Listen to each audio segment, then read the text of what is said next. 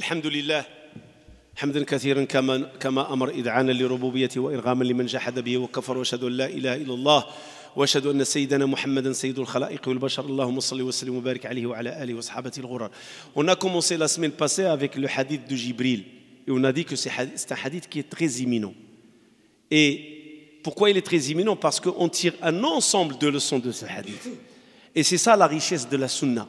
C'est les phrases, les mots sont comptés, mais la richesse derrière les phrases et la richesse derrière les mots, il n'y a qu'Allah subhanahu wa ta'ala qui sait qu'est-ce qui en est. Et parmi les leçons qu'on a tirées la semaine passée, c'est que la science, c'est questions-réponses. C'est très important. Un des meilleurs outils pour enseigner et apprendre, c'est questions-réponses, parce que ça reste imprimé, ça reste mémorisé. La question a été posée, la réponse, elle était là. Et Sahaba radiyallahu anhum, ils étaient très joyeux quand ils voyaient un étranger rentrer ou quelqu'un venait poser les questions au prophète sallallahu alayhi wa sallam. Pourquoi? Parce que leur accompagnement au prophète alayhi wa sallam, il y avait du respect. Il y avait cette crainte d'exagérer. Donc ils n'osaient pas poser trop de questions. Et Allah subhanahu wa ta'ala leur a interdit de poser trop de questions. Parfois tu peux poser une question et ça peut être fatal pour la communauté. Et Allah leur a dit ne posez pas de questions parce que la réponse peut vous décevoir. La réponse peut être lourde à charge et vous ne pouvez pas l'assumer. C'est pour ça qu'ils évitaient de poser des questions. Ils avaient peur de poser des questions sur des choses et que ces choses deviennent interdites à cause de leurs questions.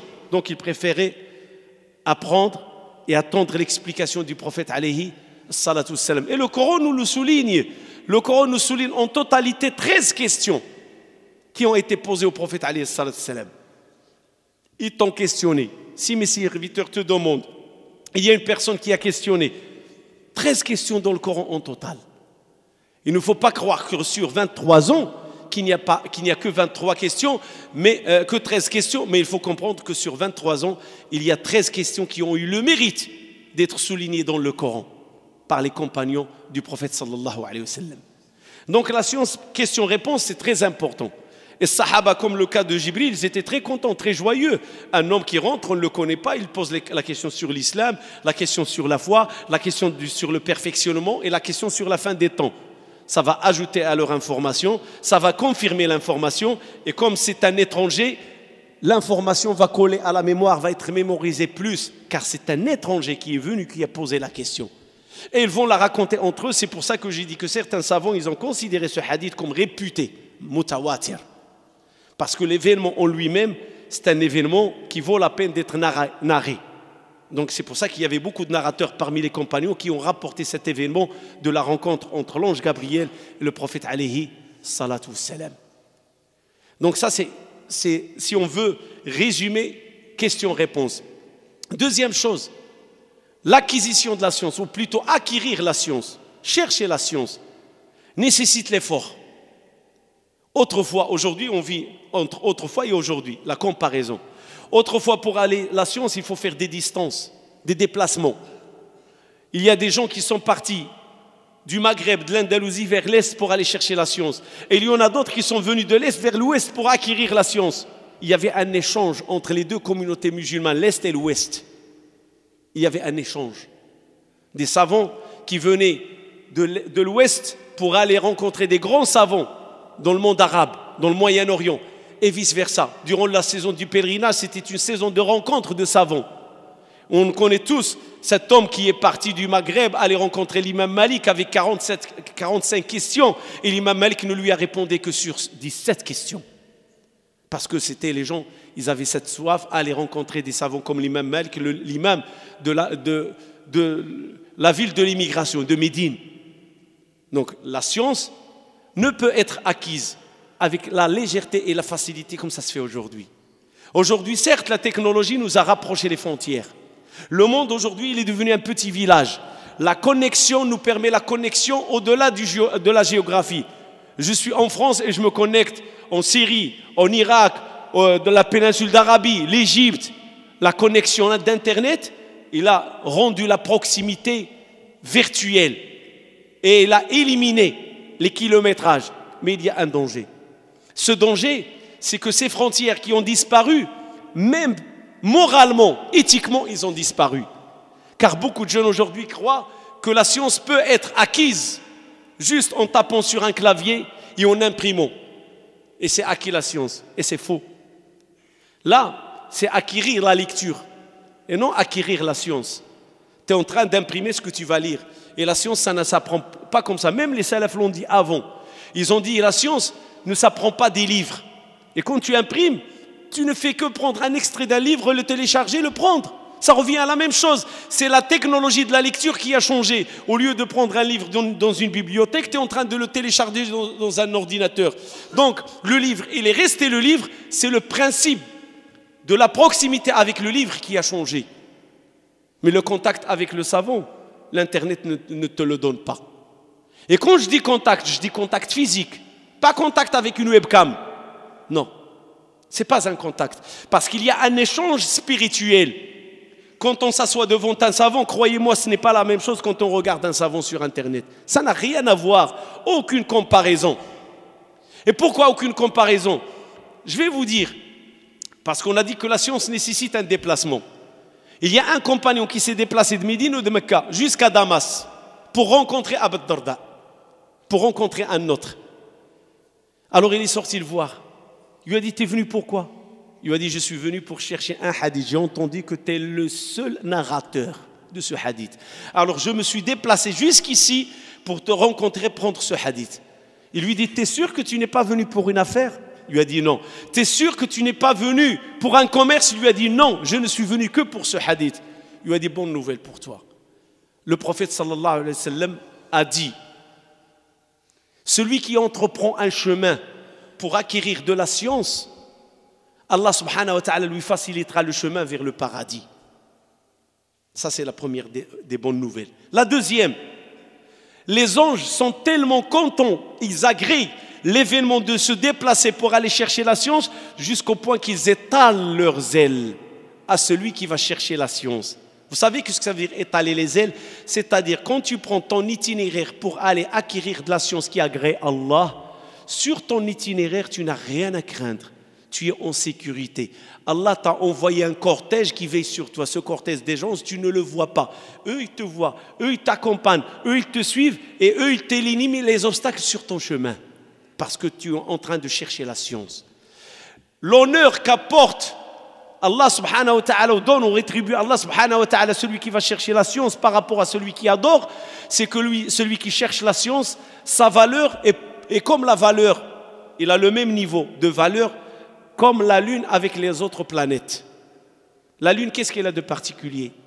Illumine, lumière, guidance. Il nous permet de voir, surtout quand il fait pleine lune. C'est la même chose le savant. Le savant t'ouvre le cœur. Le savant t'ouvre les yeux. Le savant te montre le chemin du paradis. Le savant, il t'aide dans ton itinéraire et ta démarche envers Allah subhanahu wa ta'ala. Ça, c'est le savant. Une fois, j'ai assisté à une petite phrase qui m'a marqué.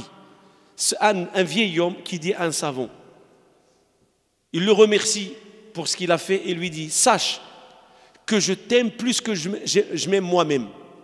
Je t'aime plus que mon ego. Et ce savant lui pose la question, mais pourquoi tu m'aimes plus que ton ego? Il veut apprendre. Pourquoi cet amour? Il lui a dit, tu sais, mon ego, il m'incite à faire le mal. Mais toi, tu m'incites à faire le bien. C'est normal que je t'aime plus que moi. Parce que toi, ce que tu vas me montrer, c'est le chemin d'Allah. Ce que tu vas me montrer, c'est le chemin du paradis. Tu ne vas me montrer que la voie du bien. Tu veux que ma relation avec mon Créateur soit une bonne relation. Mon nefs, au contraire, elle me corrompt. Elle ne me montre que des mauvaises choses. Alors je te préfère à mon nefs. Voilà une belle phrase. Et c'est une vérité. Qu'est-ce qu'il veut savant quand il enseigne à ses élèves, à sa communauté? Il leur veut que le bien. C'est pour ça qu'ils doivent l'aimer. C'est pour ça qu'ils doivent le respecter. L'imam Malik dans ses réunions, dans ses cours, vous savez comment on décrit son cercle? On le décrit, on dirait ses élèves comme des branches d'arbres. Un oiseau peut se poser sur leur tête et il n'aura pas à avoir peur. Pourquoi? Parce que tellement qu'ils ne bougent pas, tellement qu'ils sont attentifs et ils écoutent leur chair, que le savant va croire que ces créatures qui sont devant lui, c'est un tronc d'arbre, tellement qu'ils ne bougent pas. Le respect, la bonne discipline. Mais quand on est devant un ordinateur, on a cette attitude. Peut-être tu as une tasse de café, une bouteille de limonade, pied sur pied croisé, le webcam en face de toi, tu rigoles. Peut-être que quelqu'un d'autre, carrément, il allume une cigarette, il est en train de prendre la science avec la cigarette. Et peut-être que tu es en caleçon. Et peut-être, parce que tu es dans un monde virtuel. Cependant, quand on est avec le savant en contact, il y a tout un ensemble d'attitudes qui s'imposent dans sa façon de s'habiller, dans sa façon de parler, dans sa façon de s'adresser à Shir.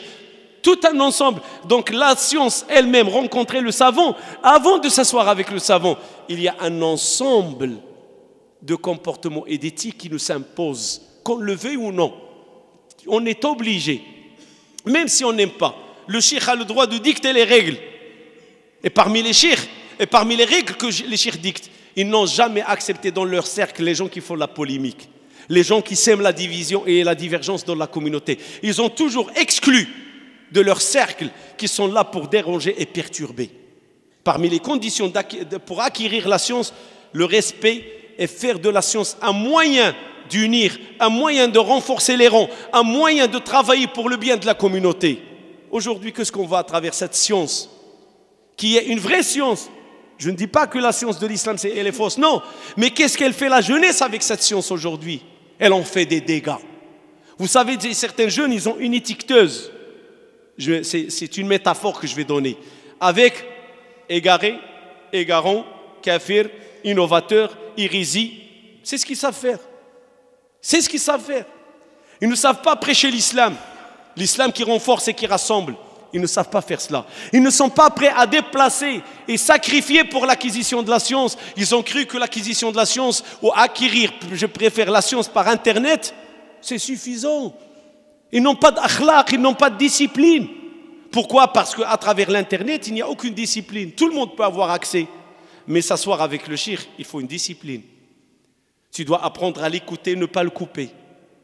Tu dois apprendre à réviser ce qu'il te dit. Si tu ne révises pas, il te questionne, il peut te chasser de son cercle. Mais avec l'Internet, on n'a pas ces restrictions, on n'a pas ces règles. D'où ce qui arrive dans la société aujourd'hui. D'où ces dérapages dans les fatwas. Parce que regardez la mère de l'imam Malik, même les mères, ils étaient de savoir. Quand elle l'envoyait rencontrer son cher, vous savez qu'est-ce qu'il lui disait sa mère? Avant de prendre de son savoir, prendre de son éthique. Les savants, d'abord, avant tout, c'est des gens d'éthique. C'est des gens de bon comportement. Car la science, c'est ce qu'elle leur instruit.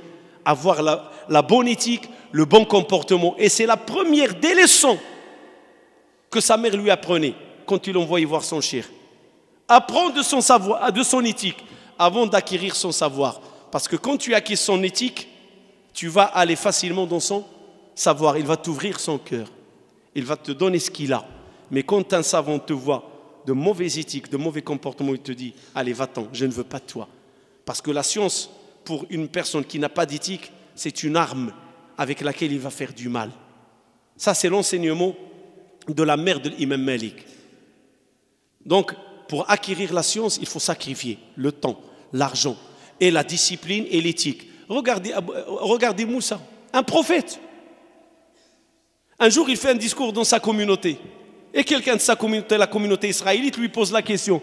Moussa, prophète d'Allah, qui est l'homme le plus savant sur terre aujourd'hui? À votre avis, qui, à l'époque de Moussa? Est-ce qu'il y a quelqu'un sur terre qui a pu rentrer en dialogue avec Allah? Nous, on l'appelle Al-Kalim, celui qui a parlé à Allah. Moussa, sa qualité parmi tous les prophètes, Al-Kalim, celui qui a parlé avec Allah sans intermédiaire.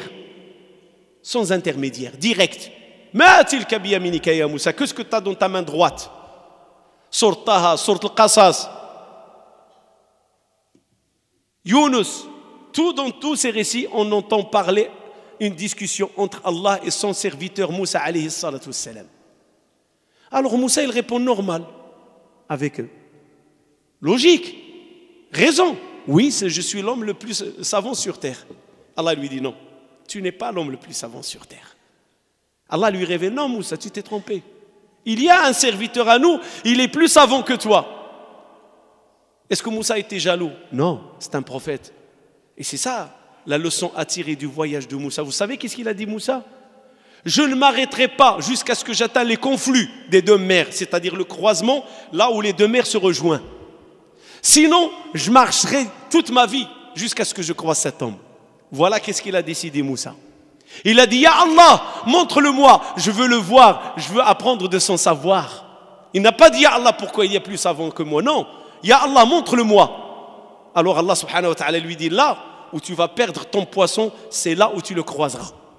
Et puis Moussa, il est parti avec son serviteur, jusqu'à vouloir atteindre le croisement ou le confluent des deux mers.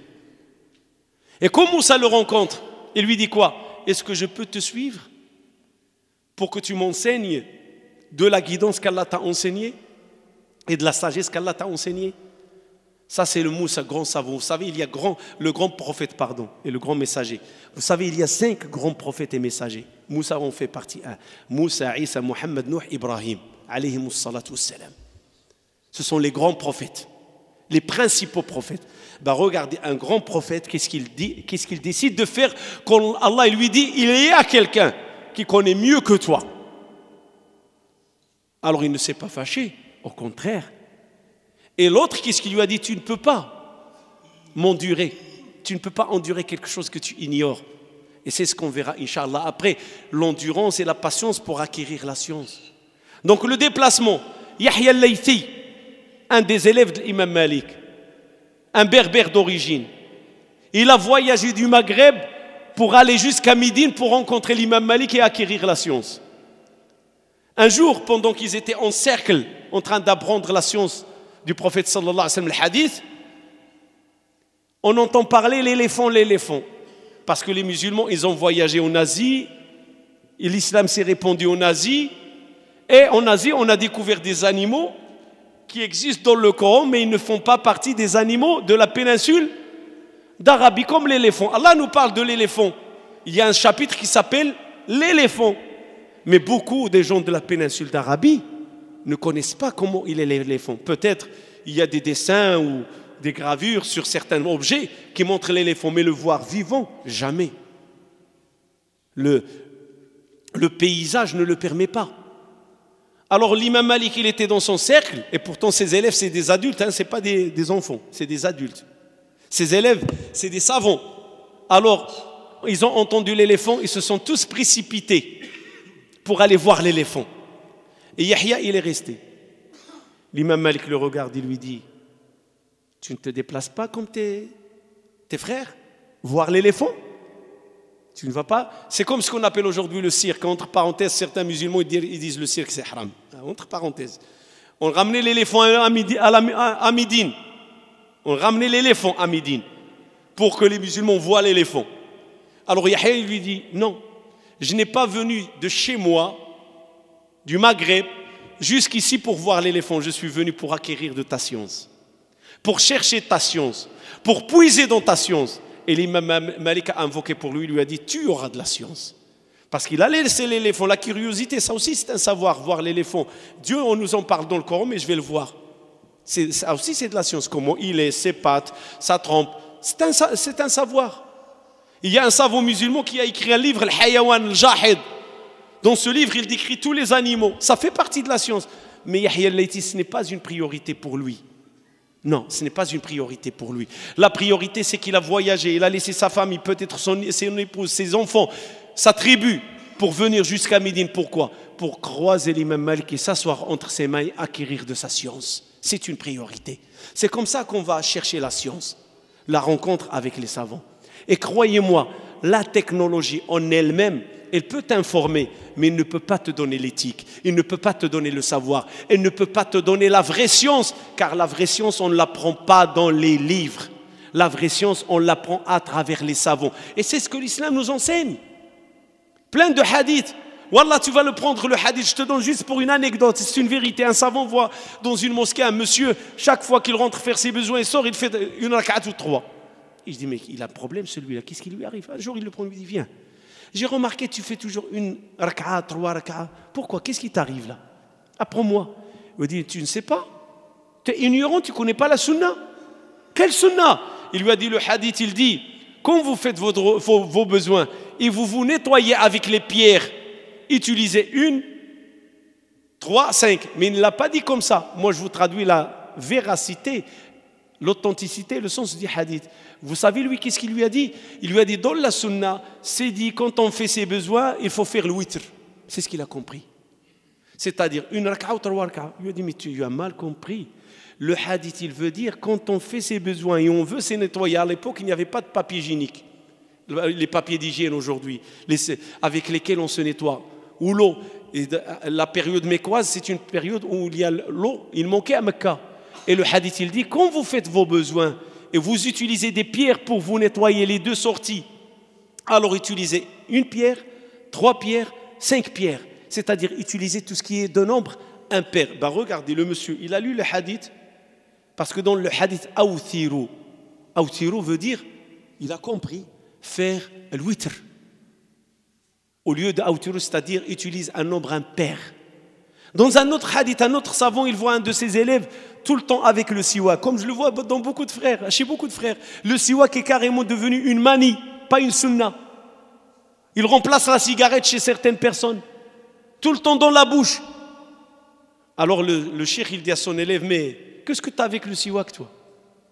Et l'élève, fier, sûr de lui, le siwak est une sunna. Et cheikh, il lui dit, mais faire ses toilettes intimes, c'est aussi une sunna. Il a voulu lui dire quoi? Chaque chose dans son contexte. Le siwak, il a son contexte. Avant la prière, après la prière, avant de dormir, en se réveillant. Les savants, ils ont défini les lieux d'usage du siwak. Avant de faire la prière, oui, tu fais le siwak. Avant de dormir, tu fais le siwak. Tu manges, tu fais le siwak. Il y a des lieux, des moments, des circonstances où le siwak, oui. Mais le garder dans sa bouche tout le temps, non, ce n'est pas la sunna, c'est le massacre de la sunna. C'est pas ça la sunna. Et ça, comment on va le savoir? Il faut s'asseoir avec les savants, entre les mains des savants. Et ce sont les savants qui vont nous apprendre. Parce que quand on lit, il y a des choses à expliquer. Il y a des clés à ouvrir, des cadenas. La science est un ensemble de cadenas. Dans la science, il y a des fermetures. Et ce ne sont que les savants qui peuvent te permettre d'avoir accès à cette fermeture et te l'ouvrir et te montrer la voie. Et c'est pour ça que le prophète sallallahu alayhi wa sallam, et revenons à l'hadith d'Abu Darda, il lui a dit, bonne nouvelle, toute personne qui entreprend un chemin pour le chemin de la science, Allah lui entreprend par ce chemin, il lui donne un chemin équivalent vers le paradis, parce que la science, elle te montre le chemin de la droiture. Et les anges sont tellement joyeux de ton itinéraire vers Allah et vers la science d'Allah, ils vont t'étaler les ailes pour te le faciliter. Et il a rassemblé, ou plutôt la ressemblance entre la lune et le savon. La lune et le savon, entre l'adorateur et le savon, c'est comme la lune par rapport aux autres planètes. Les autres planètes sont ténébreuses. Il n'y a pas de lumière, mais la lune, il y a de la lumière. Et même il lui a dit, les animaux de la création d'Allah, et je reviens pour cela finir mon discours, les créations d'Allah, les oiseaux, les poissons dans les océans, vous savez qu'est-ce qu'ils sont en train de dire? Seigneur, pardonne-lui. Seigneur, sois miséricordieux envers lui. Vous savez à votre avis pourquoi? Parce que dans les branches de la foi, la plus haute branche c'est la ilaha illallah. Et la plus basse branche c'est quoi? Éloigner le mal des chemins des gens. C'est ce que l'islam nous enseigne. La science doit nous apprendre à être des gens constructifs, qui construisent le bien, qui font le bien. Une science, comme je l'ai dit, qui rassemble, qui unifie. C'est ça la vraie science dans l'islam. Et c'est pour ça les poissons dans leur océan, ils sont en train d'implorer le pardon à ceux qui enseignent le bien. Pourquoi? Parce qu'en enseignant le bien, aujourd'hui l'être humain, il a massacré la faune et la flore. Aujourd'hui, la pollution, que ce soit dans le ciel, que ce soit sur terre, que ce soit dans la mer, l'être humain il n'a fait que des dégâts. Manque de science. L'être humain est devenu avide. Il veut s'enrichir, même en détruisant son environnement. Et quand on détruit l'environnement, on fait mal aux animaux qui vivent autour de nous. Que ce soit les oiseaux dans le ciel, qui survolent le ciel, que ce soit les animaux qui sont dans les océans, dans les rivières, on est en train de faire des dégâts. Et avec la science, ces animaux, ils savent impérativement qu'ils sont à l'abri des dégâts quand il y a des hommes de science qui sont en train d'enseigner à l'humanité comment se comporter avec l'univers d'Allah subhanahu wa ta'ala. Inna Allah wa malaikatahu yusalluna ala nabi. Ya ayyuhalladhina amanu sallu alayhi wa sallimu taslima. اللهم صل على سيدنا محمد وعلى آل سيدنا محمد كما صليت على سيدنا إبراهيم وعلى آل سيدنا إبراهيم في العالمين إنك حميد مجيد.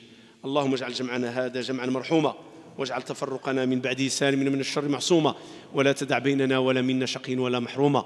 اللهم اغفر لنا فيه ذنوبنا وكفر عنا سيئاتنا واقض حوائجنا واستر عيوبنا ويمن كتابنا ويسر أمورنا وإن توفيتنا ربنا توفنا مع الأبرار. اللهم يا رحمن يا رحيم ارحم المسلمين والمسلمات المؤمنين والمؤمنات الأحياء منهم والأموات إنك سميع مجيب الدعوات. اللهم ارحم آباءنا وأمهاتنا وإخواننا وأخواتنا وأبناءنا وبناتنا وكل من له الحق علينا من معلمين ومشايخنا يا أرحم الراحمين يا رب العالمين. اللهم ارحمهم برحمتك الواسعة.